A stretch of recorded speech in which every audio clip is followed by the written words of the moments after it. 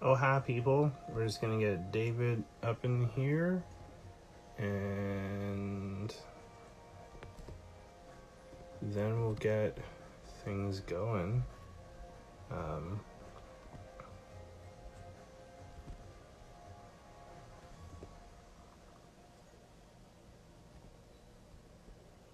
yeah, just trying to find him here.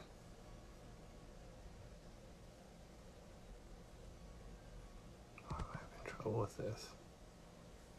There we go. Hi, everybody. How's everyone doing?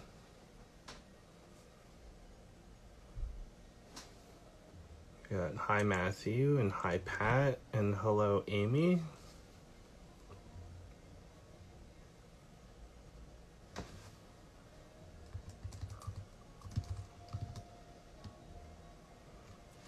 Let's see.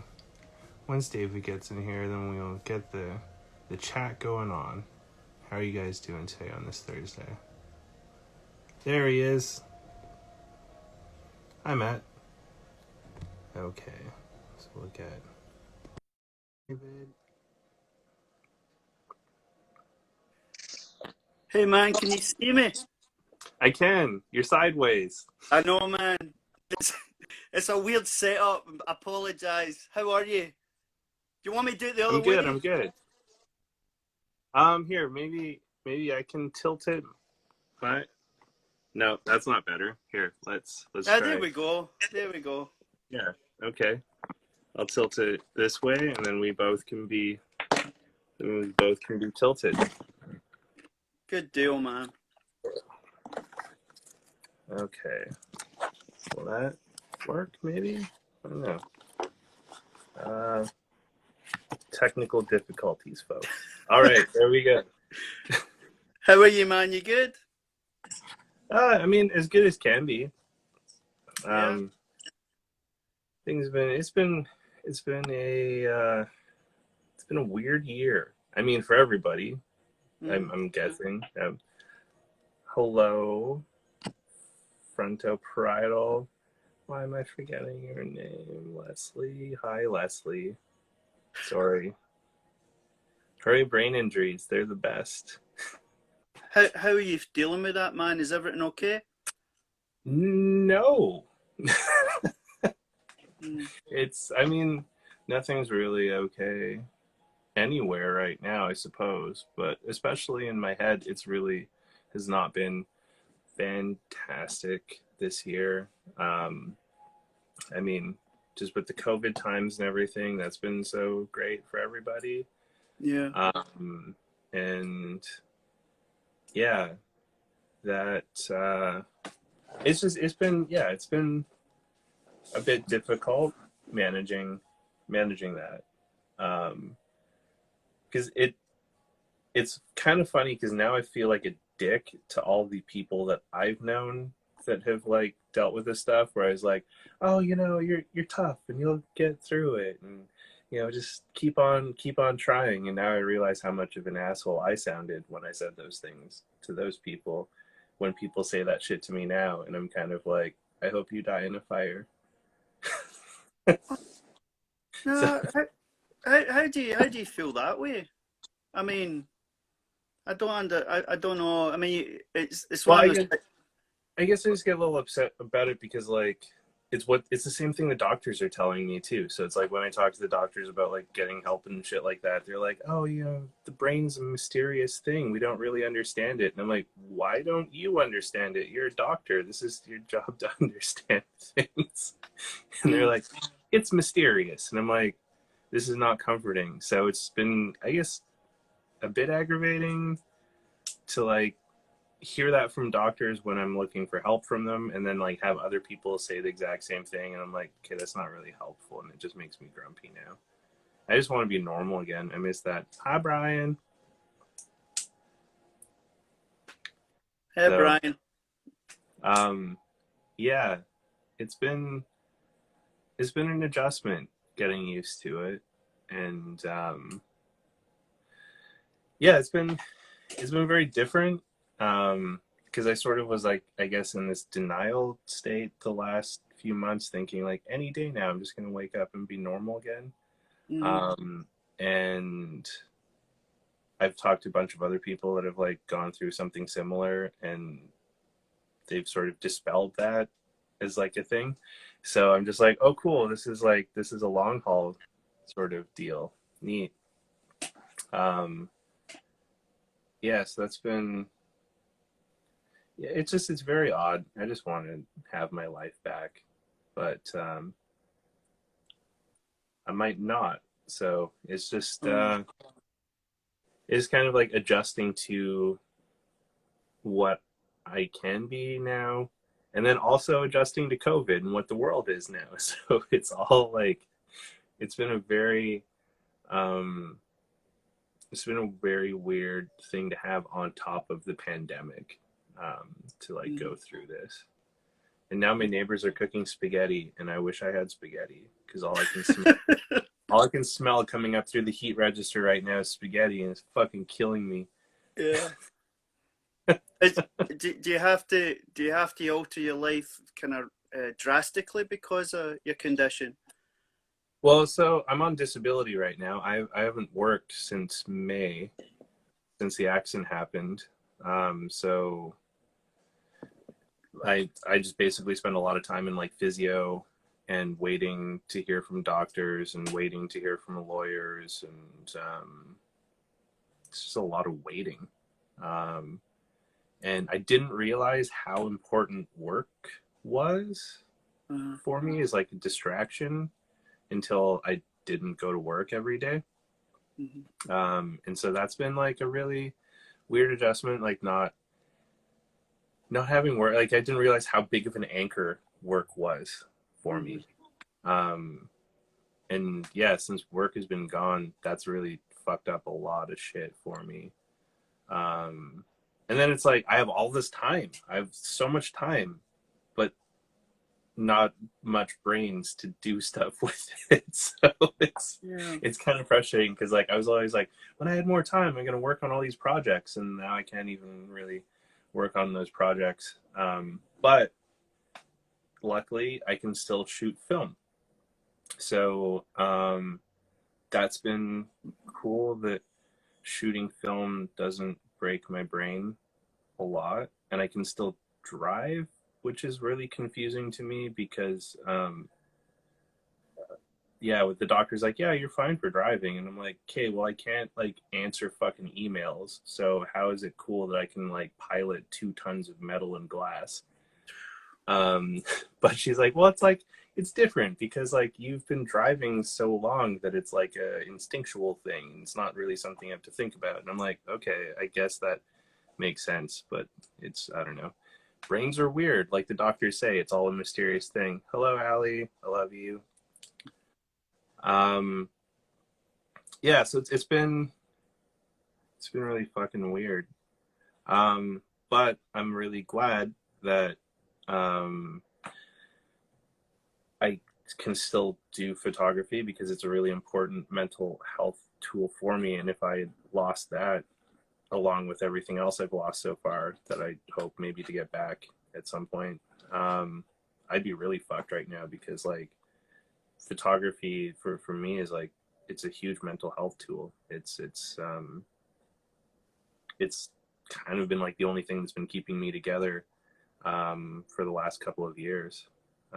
So I'm very grateful to still have that. And I know we've had some talks about those things. And I was curious to like, pick your brain on that a little bit of like, if your photography is something that you use um, Um, in a similar fashion. yeah, well, what I was going to ask you was emotionally, is your photography any different? Because if the injury affects you on an emotional level, does it change your outlook?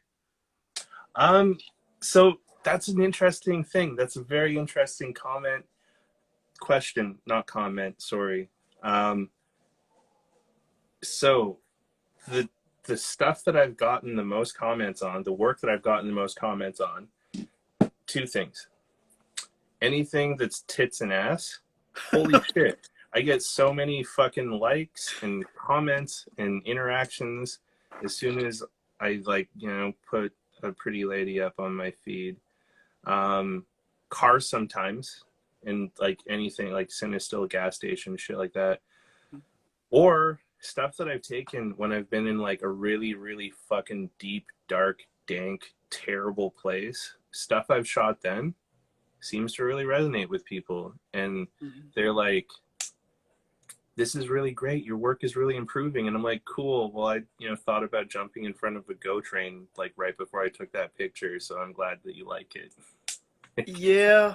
See, I was thinking about this today. The the horrible thing for me in photography is I know exactly where I was when I took a certain image, and I can go back there. And so if I wasn't feeling great that day and I took a picture, it's there forever. You know, that's a snapshot of how I felt. But when you show it to someone else, it resonates different. And someone had actually asked me, they said, what do you think about when you take the picture? And I said, well, I'm not going to tell you because it will completely destroy your vision of what that means to you. Yeah. And so, do you see what I'm saying? So it's kind of like when you write a song and someone says, that reminds me of my dog. And the person wrote the song said, well, I wasn't thinking about that. It's just by circumstance that resonates with you like that. So you destroy someone's opinion of their own opinion of that picture. So when people say, where did you take that photograph? And I say, well, I was driving along and right behind it was a cement block. And then to the right was a Piggly Wiggly or something. And this flower was coming out. When you have the surrounding of that image, it destroys it for Mm. me. So you focus on what's beautiful in my eyes, what I think is beautiful. So to answer your question, though, it has been a tool for me because my health isn't great, and I went through some hard times, and everything was in kind of came on top of each other, and it was all this bad stuff at once. And I mean, I won't labour it. It's not important, but it's something I went through, and so I went through a bit of a dark period, and all I did was take photographs, and I gave myself 365 days, one picture a day, no matter what it was. Okay. Uh, Ostensibly, what I would do if I was driving out of town, I'd take two pictures, because I don't know when and if I'll ever get back there. So, I mean, you drive 30 miles, you have to make it worth it. Okay, so I would Yeah. do that. Had no rhyme or reason in my head what I was going to do, and I ended up taking a lot of pictures of foliage, like flowers and stuff. So and I put them all together. I put them in a large mosaic, and in a weird sort of way, they all kind of merged together. And I actually gave a prototype to Oscar that worked at the Denton Camera Exchange, Okay. and he loved it so much. Going back to how it resonated with him, Yeah. and I had a story behind every single Polaroid, and I knew what I was and how I felt. But see, when they coalesced together, it made Yeah. something better. It made something different. Does that make sense? I hope I'm explaining myself. But No, that individually, they all had different stories, but together they had another story, and the story was just all that one form. Um, but it has helped me. It has helped me. Um, I meditate a lot, man. I got into meditation pretty heavily, and okay. I came to grips with a lot of things that were going on in my life. And looking back, I realized I had a life well lived. When the COVID stopped everything, I had Yeah. all these um, situations that I was always in the moment. I'm always in the moment, as with photography, because you're capturing something that will never ever be replicated. It'll always be that. Yeah. So I try to override it, man. When I don't feel like doing it, that's the best time to take a picture. I don't feel like going out, and I do it because it harbors the best, the best harvests the best results, in my opinion. I I hope that answers your question, man. I don't. no, that definitely answers the question, and like it resonates well with me because like fuck man, this week I've just felt I just want to like lay in bed and fucking just die. Like I don't want to Yeah. go out and I don't want to do shit. But I had these like shoots planned with friends, and Hmm. a good homie of mine, Jay, just got a studio in Hamilton, which is like a town like an hour away from me, and he's left me like an open invitation. He's just like, my home is your home. This place is yours to shoot whenever you want. He's like, I want you to just create. He's like, I don't want you to give me anything to use it. He's like, I just want you to use it. And I just haven't really been feeling super creative. But I agreed to meet a couple friends there, some on Tuesday and some on Wednesday. And both days we made some phenomenal shit. Like it was stuff Yeah. that pushed a lot of my own personal boundaries, and it was like really cool stuff that I dig a lot. Um, but like even like the Wednesday, like I was so pissed at myself because like I left all my gear there Tuesday night because I was like, oh, I'm coming back like Wednesday and like it'll be fine. Um, and then when I woke up Wednesday morning, I'm like, I just want to fucking like stay in bed with the blinds drawn and like not leave and like fuck everything. But then it was like all my shit is still in the studio, so I have to go get it, and I have to return the keys to the studio to him because he needs to get back in there, like because it's his home. Mm. Um, so I was just like, fuck, like I can't not bail out. But I went and it was great because like ended up making some really cool shit. Um, so it's interesting, like how sometimes like the struggle can lead to some like really good results. But Um, all those, the way that everything like worked out was supposed to be the way it worked out. Does that make sense? Because if you yeah, feel it in yourself, you wouldn't have produced the work that you produced if anything was any different. So I've been in that boat, and someone had said to me, I don't feel very inspired and I don't feel very creative. I said, if you go and make a cup of coffee, no one's ever made the coffee the same way that you're doing it right now. So every day you're doing something that's creative. well, It except for doesn't Pete have McKinnon. Peter McKinnon makes coffee the same way every time for consistency in his videos. blown me away with your acumen. Well, No, maybe sorry, that was a bad choice, but if you do if you do something different, someone had said just move stuff around. yeah. That it become. I hate routine, man. I hate formula. I can't stand it.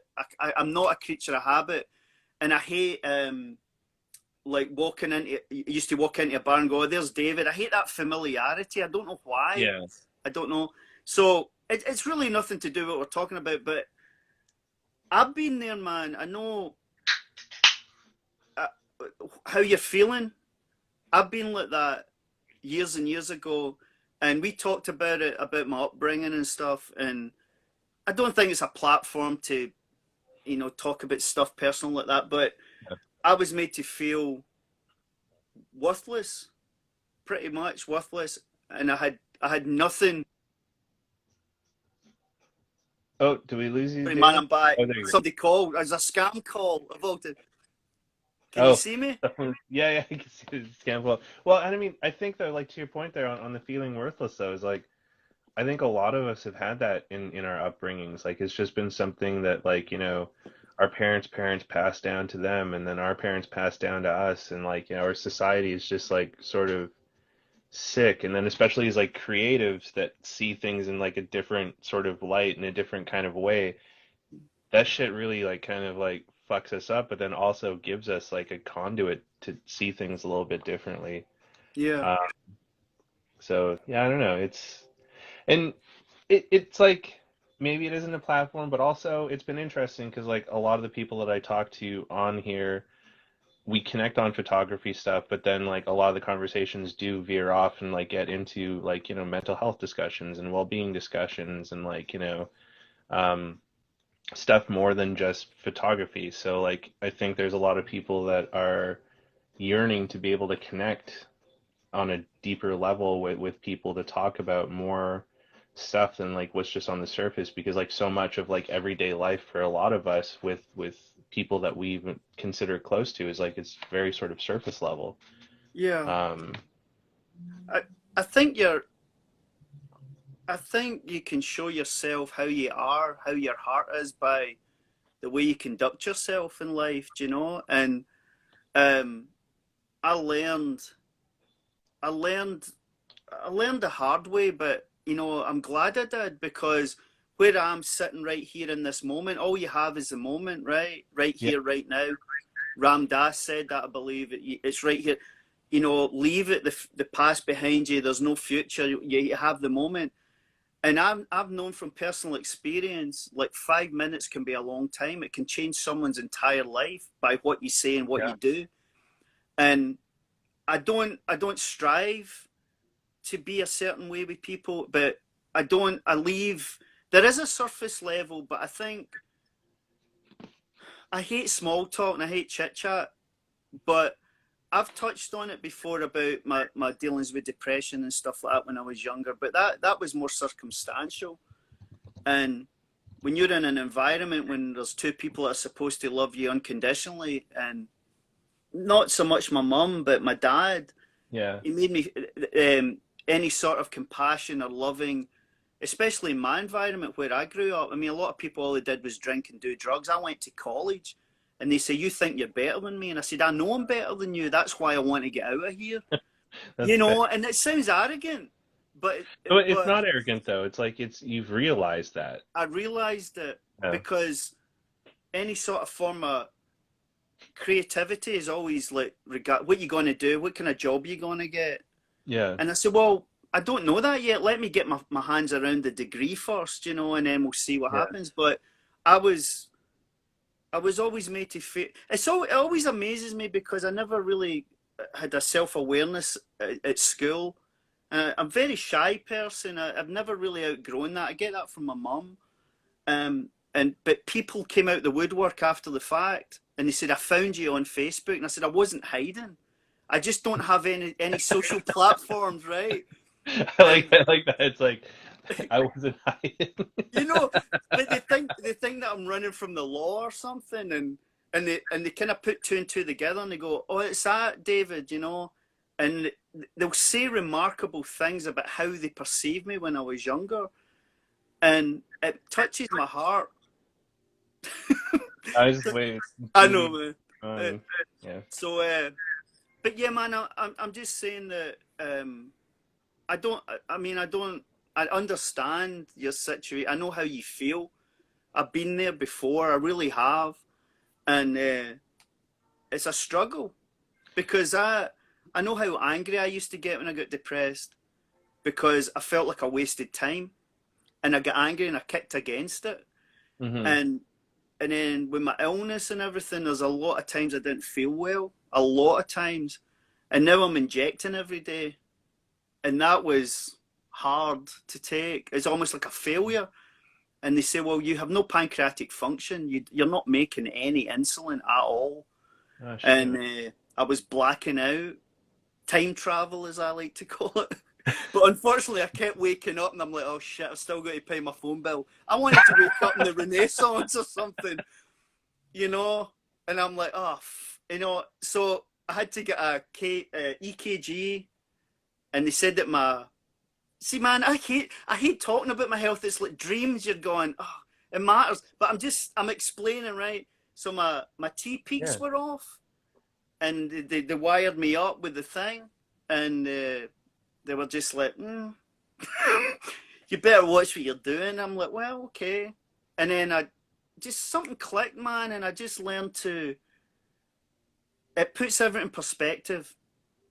And the things I used to worry about before, I don't give a shit about. Yeah. And I'm talking solely for myself. I really am. And people say, you don't give a shit, do you? I said, no, I don't. I really don't. And whereas before, people say, oh, somebody was talking about you. And I'm like, what did they say? See, now they go, somebody was talking about you, go, I hope it was something nice. See ya. Because I've no Yeah. time for it, man. I've no time for it because I know what's important. Yeah. And I want to leave a legacy of beautiful work. That's all I Well, want to do. I mean, your Polaroids are fantastical. Like Thanks, man. I have like appreciate it. they have like a very like sort of dreamy quality to them, and like that is going to be like quite the legacy to leave behind. And like I feel the same way about my photography in a way too. Is like it's something to leave behind. Like, because I've been fairly open about like my personal struggles with like depression and anxiety and suicide and all that, and Hmm. um, I shoot a ton just so that whenever I'm not here, there's something to just, I don't know, a marker or something. Like, I've been very privileged and very lucky to see a lot of amazing things that Hmm. I've been able to share with a lot of people. And, you know, I just think it'd be kind of neat that like whoever ends up having to clean my apartment out is gonna hopefully not throw out all these like cool negatives and shit or Polaroids and like dig through them and like, be curious and wonder about like all this shit that I leave Yeah. behind.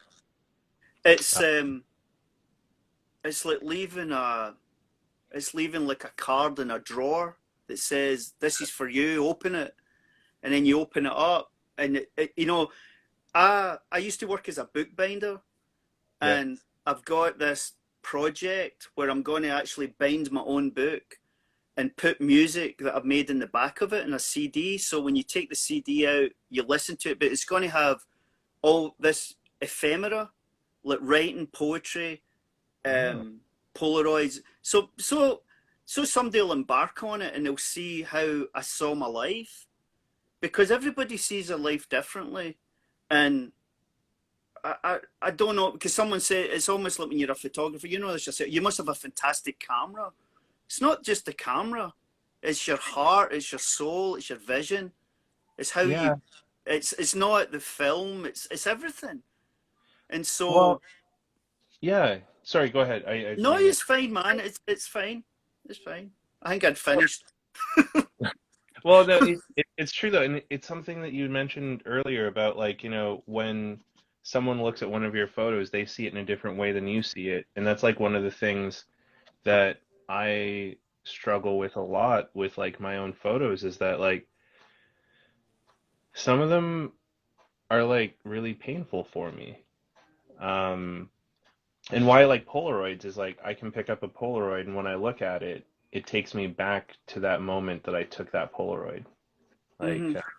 Hmm. this one, you can't really see much in it, Right. but this is my first shot that I ever took of time zero, Right. and I fucked up the exposure really badly, but it worked. There's still an image there. I was able to pull it out in Photoshop and get something out of it, but it's a painful picture now, though, because things changed from when it was taken. But like that's the thing that's cool with some photos is like, when I pick up a different Polaroid, I remember all the things that were like around me when I took that picture. Like I can, Hmm. think, oh, I was standing in this place and like, there was like these people milling about over here. Like sometimes you can even like remember smells and shit like that. And that's one of the things I really love about Polaroids. And I was curious about that because like most of your work that I've seen has all been Polaroid based. Like, Hmm. I guess for some of the people that are on the call, like if you want to maybe take like a minute or two and just sort of be like, "Hi, I'm David, and this is sort of like my shtick." Yeah. Um, you know, Okay. Yeah. Well, my name's David. Take Polaroids primarily. I don't take film. Um, how did I get into it? I had one in '97. I had a Polaroid '97, one of the kind of lunchbox types, and like everybody else, I kind of took pictures of, you know, garages and signs and stuff like that. And then I kind of thought about it, and I think I owed it to the development of the actual SX70. It's such a beautiful piece of machinery, and I wanted to use it the way it was designed as artwork exactly. I don't know if you can see. There we go. Beautiful, man. Beautiful. they're they're so gorgeous. They really are. And I felt that I wanted it to be like a piece of artwork. And I kind of saw it in a different way. I don't know what, I don't know. I meditate when I'm taking it, like I really consciously think that'll be a good picture. And then whatever comes out comes out. And then I thought about it and I said, the people that have actually made these cameras, they never think where they're going to end up. So you have this weird connection with people in the Yeah. world through that. And I thought about the people putting all the components together and how it would end up. Like this guy from Scotland would be taking a picture in the heart of Texas of flowers or whatever and then Yeah. posting them up. You know, it's weird. It's a weird trajectory. But if you Well, think about it, is that that's what person keeps me still even awake. alive? Like these Huh? cameras, is that person still even alive today that I made know. the camera? I Because know. like these things are, they're almost historical at this point. Like, because this is a version one because Yeah. it doesn't have the tripod socket or the It thing. So doesn't. like, And on the yeah, lens, it's got the little dashes as opposed to yeah, the. it's got Yeah. the dashes. Like, I just picked this one up today because it was like super cheap. I couldn't Oh say no. wow. And it works beautifully. Oh, you're so lucky. Yeah, but there's something like, yeah, I wonder about all those things, like the people that made it, but then also because like this camera's existed and your cameras existed for decades before you got it.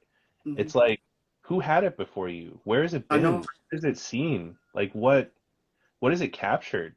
You know? Yeah. And then also just like the tactile experience of these cameras is something completely like popping it up. And then even like when it's got the old leatherette on it still, like the smell of it when you're focusing, like the way the camera smells when Yeah. you're doing that, like it's there's a romantic quality about these that's I've never experienced with any other camera before. Yeah. That's a beautiful way of doing it because I felt for someone to be so brilliant to bring as Dr. Land to bring that into the world, you've Yeah. got to use it. You don't have to. I mean, it's your own choice, but I feel for me, I have to use it to the best of my ability. And I've been lucky enough to take some really great shots, and I'm very proud of that. You know, illustration was my background, the graphic art. I never really get into photography, but I think it was just an extension. It's just there's so much that I want to do, and so much that I can express myself through music and writing, etc. But so I wanted to compound everything and put everything into like a compendium. Um, you should always do that though. You know, whether you're a seamstress or whatever you are, or a bricklayer, you should try and bring all your best qualities into one thing and make it. And Dr. Land obviously did that with his brain, his engineering skills or whatever, his insight. I don't know what. Um, but yeah, man, to leave something behind tangible that gets passed around, like going back to the book. Hopefully, if we're here long enough, the world is that'll get passed around, and Yeah. someone will have the ask, who made this? What was the reason for making this? Because I'm not going to leave that. The reason I want to make it is because I want to do it, Yeah. and it's nothing will be like that in the world. Like your pictures, my pictures, no one will ever replicate it. The moment's gone. As soon as you take that picture, it's gone, and Well, that's yeah, and that beautiful to me. it is beautiful, and like that's one of the things that got me in deep into Polaroid was something that Jason Lee had said in an interview when he was talking about Polaroids being like really honest and genuine because like when you take a Polaroid, that's the only one of this that will like ever exist. Even if you took two frames back to back, Hmm. they're completely different from each other. Yeah, And so it's like it's a genuine, honest capture of a moment in time. and I And think when I'm driving, when I'm walking, when I'm talking to you, when I'm living, all the moments that are gone within a day that would make one of the greatest Polaroids ever taken, and you miss it. And yeah, so you have to be so alert and so in tune to be able to witness that. Do you see? I don't like carrying my SX70s with me all the time. They're too precious, but I do carry a camera constantly. that's So fair. yeah. I'm a total weirdo and I'm very abusive to my SLR 680. Really? Um, Why? because that's what I have it for. Is to use, is like to is to take it out and like I should. So the thing is, I babied it for a really long time because like I bought it, I paid a fuckboat of money to have Brooklyn Film Camera repair it. I will never give them money again. Um, and then I coddled it. I didn't take it with me places, and then I'm like, why the fuck did I spend all this money on this object to just like baby it instead of making things with it? Um, so I was just like, if I break it, I break it. But like between that point and now, like I should be making stuff with it. So Yeah, uh, the they are like really they do feel fragile though. So I do worry about it sometimes. But when I get those shots that I love on it, I'm like, okay, it was like worth like the risk to just have it there for that moment kind of thing. yeah. Uh, and then I mean, you've also got Zane so close to you. So if anything does happen to your SX70, you could just like, drive on down to Zane and be like, hook a brother up. Yeah, I don't know Zane very well. I actually, in actual fact, I sent mine away to Retrospect, Oh, and they send them back in these beautiful boxes, like they did a graphic design on it. Not the reason I do it, I just because I want my cameras fixed, and yeah. so actually I have 9 SX70s at this point. Dang. Um, for I don't know why, just because I love them. And I had one renovated to 600, and I had the black leatherette on it to Ooh. differentiate with the other ones. So basically, the bellows it wouldn't go down; it was sticking. So I Uh, sent them away, and they said, "Yeah, that'd be great. Don't worry about it." I said, "Well, I've maxed out actually one of my credit cards. Would a check be cool?" I said, "I'm good for it," and the guy went, "Nah, no problem. It's fine." So I wrote my check, and they do like a 7-day turnaround, and the thing came back, and it was great. And beautiful. I sent a drawing. I sent a drawing of one of my cats that had passed away. I had him Uh, for 19 years, and I did a drawing, and I made them into stickers. And I took 20 of the stickers, 1920 for his life, and I stuck them everywhere. I stuck them all around in different areas in Denton.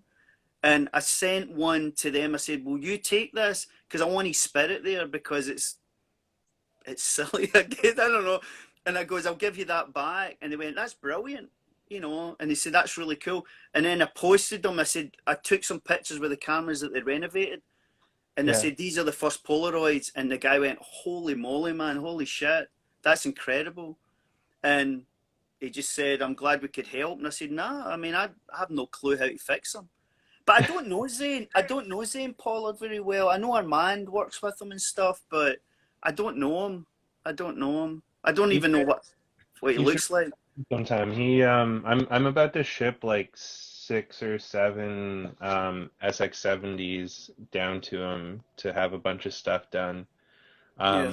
He's doing a really cool one for me that I'm like mega stoked about. So it's like the SLR 680s are always black, Oh, that's but beautiful, man. yeah, so this is the one that Brooklyn Film Camera like rebuilt for me, and they put the red leatherette on it. But all the SLR 680s are black, and the Sonar SX 70s came in silver or black. And what Zane can do is he can take a silver sonar and take all the guts out of an SLR 680 and put it and make a silver SLR 680. So Wow.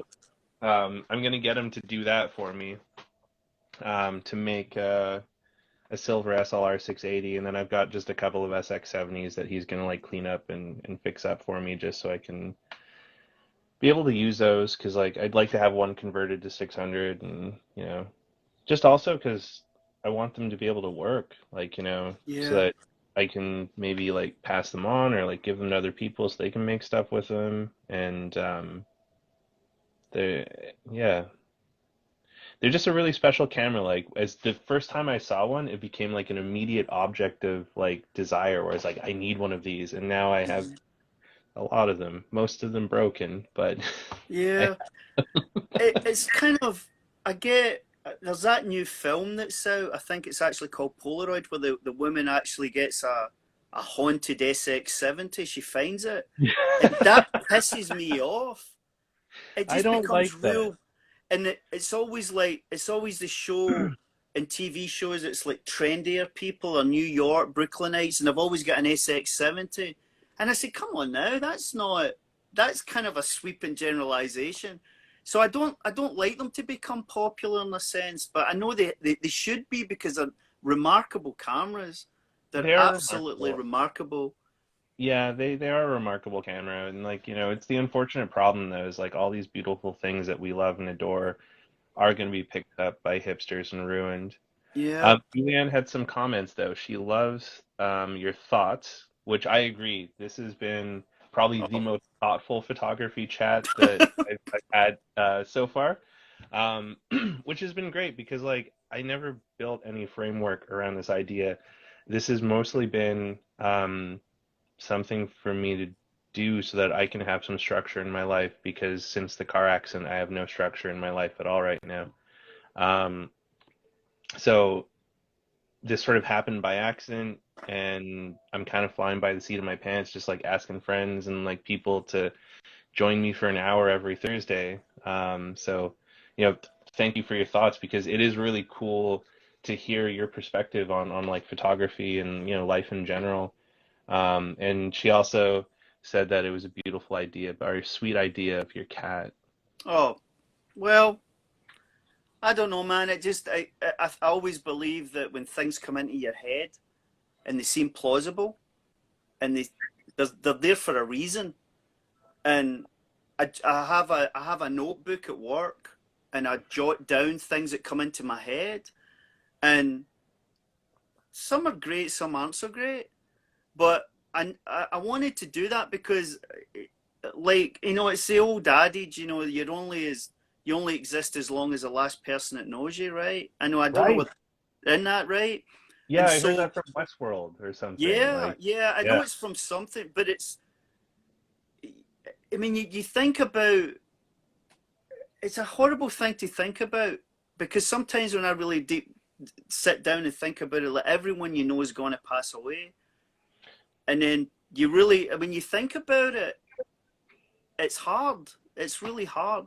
So every time, every moment, every hour like this will be worth it, man. This is a great hour spent, yeah, and it's. I'm not a doomsday person by any stretch of the imagination, and people say, well, you're losing weight and you're sick and that. And I said, so? I look great, but I feel like shit. It'd be worse. And it makes them feel better though, man, because what am I going to do? I mean, what am I going to do about it? I said, as long as they go, how do you feel the day? And I'm like, come on, silly question. What do you think? And it makes them feel better because they go, you don't take it seriously. I said, what am I going to do? There's nothing I can do about it but taking it more seriously. yeah, So I hope but that only works for me though, man, because that's a beautiful place to be because I don't. Everyone has their levels of things that they worry about and things that yeah, are really important to them. And it's like someone loving a book or loving music. You can't go, I don't like that, because that might be the biggest thing in their life. So you can't be that when you go, do you like it? Yeah, that's all that matters. yeah, If you can't live without that, then go for it. You're not hurting anybody, and if it fills your heart, do it. And that's how I feel about anybody. There's no judgment, man. You don't excuse your life. You live your life. You don't make excuses for how you are.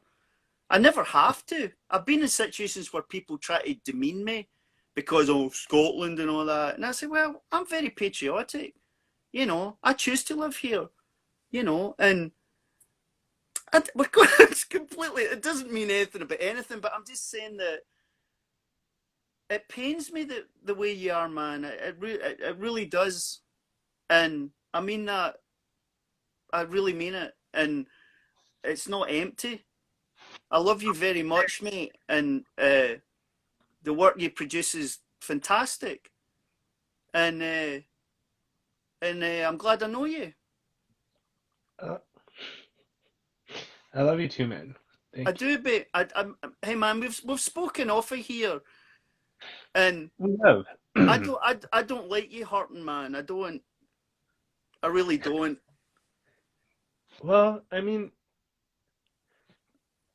I things do kind of like aren't the greatest, but I've been really lucky and privileged.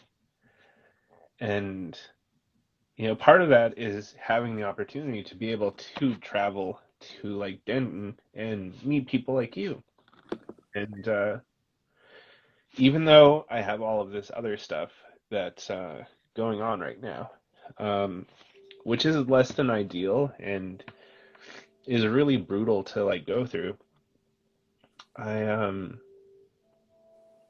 I'm still really grateful that I've had those opportunities to meet people like you and to see different places and to experience the things I have because a lot of this doesn't really mean much of anything at all. Like, all the busy work that we get caught up in and all the like my career, all the time I spent on that and all of that, it's fucking bullshit. It is. And um I didn't actually start living until like 3 years ago. And that's when I started doing these photo adventures and when I made the first trip to Denton. And you know, the only the only thing that the only thing we have that means anything, like, money and all that is bullshit. Like, who cares about how much money you have and how much shit you have and all that? The only thing that really matters is our time. That's the most valuable thing we have, and we don't even know how much of it we have. Mm-hmm. And so many of us piss it away and squander it, being like, "Oh, I'll do that when I complete this, or I'll do that when I pay these bills off, or I'll do that once I get this job." And it's like, what if you get hit by a fucking bus tomorrow? And all of those "I'll do that" never happens. And it's just like you fucking killed yourself to just die getting hit by a bus and never actually doing anything. And I'm really glad that like I hit a point where I was like, fuck it, I don't really care about that shit. I just need to start living because like all this waiting to live is just like killing me. And had I not done that, I wouldn't have met people like you. And Well, I wouldn't be able to do these chats right now because that's where it's come from. And it's like I'm I'm overwhelmed and like humbled by this community that we're part of. yeah. And yeah, I'm sorry, man. I I love. did. I didn't mean to to make you emotional, but I No, mean, no, but no, I just don't be sorry about no. that though. I It's tell not you, something to be sorry about though, because I like, tell you though, I tell you, I jack around a lot, but I never jack around when it comes to my emotions about how I feel about people because I think it's important. And if someone can't hear the say "I love you," there's something wrong. And because like you said, I might walk out of work and I make sure that everybody's laughing and joking and stuff like that. But when I go home, I have my demons, man. Don't get me wrong, but we I all don't have show it. that I don't show that to people, man, because it's how selfish is that? Because I have a story and you have a story, but I tell you what, mate, you can call me anytime you want. You can text me anytime you want. I hate to see you sad, man. I don't Well, like it. No, I but don't don't. like it. And I know you have a reason to, and I'm not saying it's easy to sweep away, Yeah. but you've got something despite there's a strength in you because you can still function and produce some brilliant pieces of work. And you should be very proud of yourself for that. Because that's not easy. Because when your heart's black, it's like you can't see. Yeah, it is hard to see sometimes for sure. Like, But if you can't see outwardly, man, look inwardly and see what you know. Um, it's hard because no one can make you feel better about yourself. Only yourself can do it. But there's people around you, man. I can see it on all these people talking and stuff that everybody loves you, mate. And that's and if I'm a conduit for everybody else, and everybody loves you, mate. And I love you too. brother. I really do. You're a good bloke. Thank you, David. I love you Oh, too, of man. course, man. And Of course. It means you know, nothing to me. If I feel that way about you, wait, I should tell you, right? no, absolutely. Like, I think that's something that should be normalized a lot more. Is like, I don't mean to upset you, mate. I'm no, sorry. no, no, no. Don't be like. It's not something to be sorry about though, because like, just like telling people that you love them when you do, you know, emotions also should be normalized as well too. Like, it's not a bad thing to like, have intense emotions about things and to like, have all of these like different feelings. Like, even though we've been taught that it's like a weakness or it's like, don't do that or like, it's like there's always like a negative connotation with those things or it's like love is explicitly only something that happens when you're in a relationship and that's No. not true. I love I love so many people and I don't want to sleep with all the people. Like I mean, I love you to death, man, and I think you're a handsome man, but that's about as far as we're gonna Yeah, go there. man. That's okay. I'm comfortable with my heterosexuality too. Yeah, like I just I really want love and like being able to share emotions and being able to like express that. I want that to be something that all of us can share more, and that's something that I'm so grateful for this community to have received is that there's so much love and there's so much acceptance in the photographic community that we're part of that it just like it humbles me and it's almost overwhelming sometimes just like how powerful it is and how beautiful and open all the people I've met in the last 3 years have been and it's been life changing, man. Like um and I guess that maybe that was like a little bit of the idea around like doing these chats is like I've been so lucky to meet so many amazing people that um it almost feels a little selfish to like keep that to myself. So it's like, Mm. I feel like this is a bit of a platform to be able to like, take these people that I love and these people I find interesting and like be able to spend some time with them and share that person, share their experience, their interests, their opinions and views with other people that I know and appreciate and love. Mm. And you know, don't be sorry for making me emotional, man. Like it's a beautiful thing and I appreciate it. Well, there's no ill will meant, man. No, I no, I know. know there's no you don't have to apologize, man. I It's know it's how fine. it's weird because I can get that way that someone will say something to me and it'll set me off. Um, I've always wondered what that was, but then again, I don't care, man. So what? I'm crying. I don't give a shit. Who cares? Um, it's just it doesn't bother me. But I don't like seeing hurt. I don't like seeing people pained, and because I understand it, I've been there. I have been there. I don't want to see Um, people pained either, because I same don't thing, I man. don't like it, and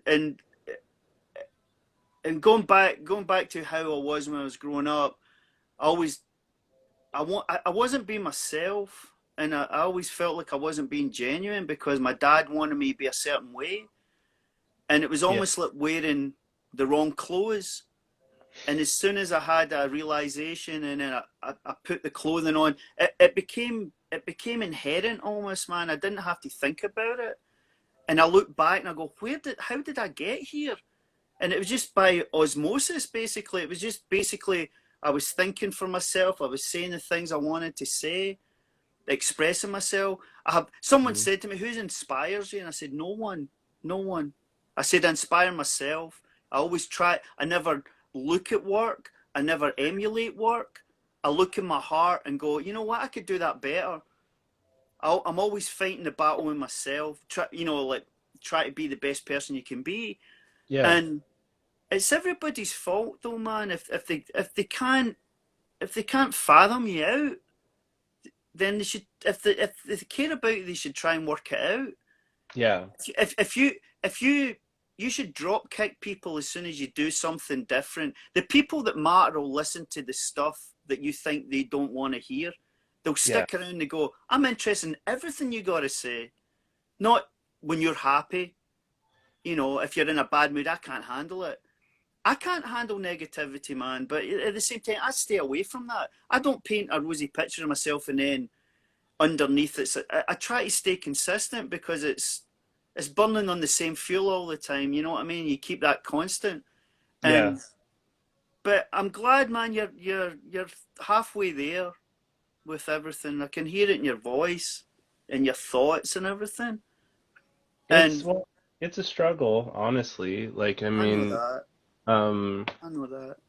but I also kind of look at it as a superpower because like I know the I know the depths of the things I have to face every day and still manage to get through to the next one. Yeah. And I know a lot of people that wouldn't be able to handle something like that. So it's like I guess it sounds like a weird humble brag or whatever, but it's just like it's what's kind of gotten me through it is like, yeah, I don't look at it as a weakness. I don't look at it as a deficiency. Um, if I didn't have this, I wouldn't see the world the way that I do. There you go. And There you go. that would really bum me out. But the thing that's fucked up about that is if I didn't know that, I wouldn't know to be bummed out about it.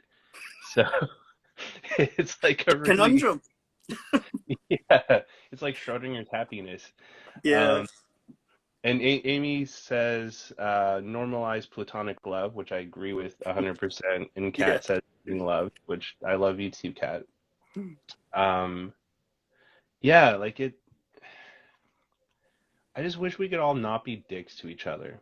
Like Yeah, it's really man. simple. You look at all the pain and all the shit that's going on in the world, and you can just boil it down to like someone decided to be a dick to another person, and then it got out of hand, and now a whole bunch of people are being dicks to each other because they can't remember why anymore. Or it's just I don't know.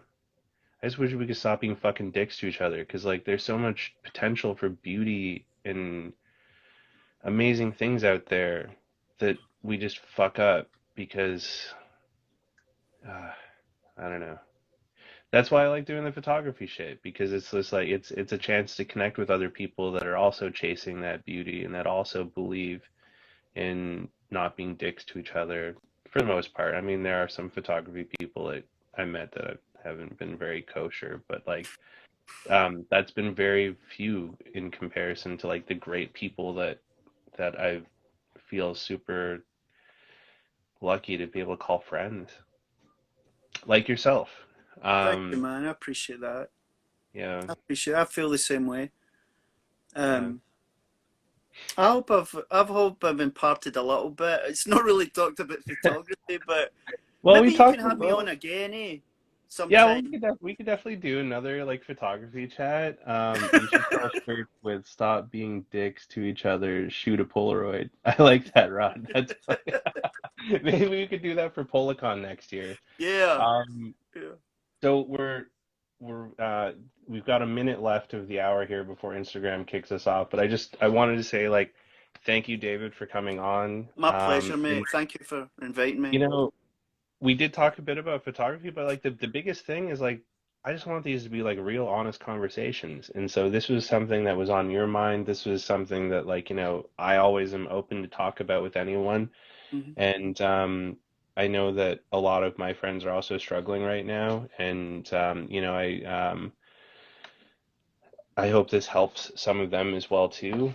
And we definitely can. Once I start getting through, because there's a bunch of people lined up, we'll definitely have you back and we could talk more Thank about you, man. Polaroid. I And love now you, mate. I I love love you, you and I too, man. wish you the best. All right. I appreciate that. Next week I've got Barb from Saskatchewan joining me. I met her at the Jason Lee adventure in Boston. And then the week after that, Eric B is going to be with us. So I love you, man. I wish I could come to Texas in a couple of weeks for Polacon, but shoot some Polaroids for me, dude. I will, mate. I will. Call me Uh, anytime or text me anytime you want. All right. I will. Julianne says she could listen to you for hours. The novelty will wear off. Don't worry.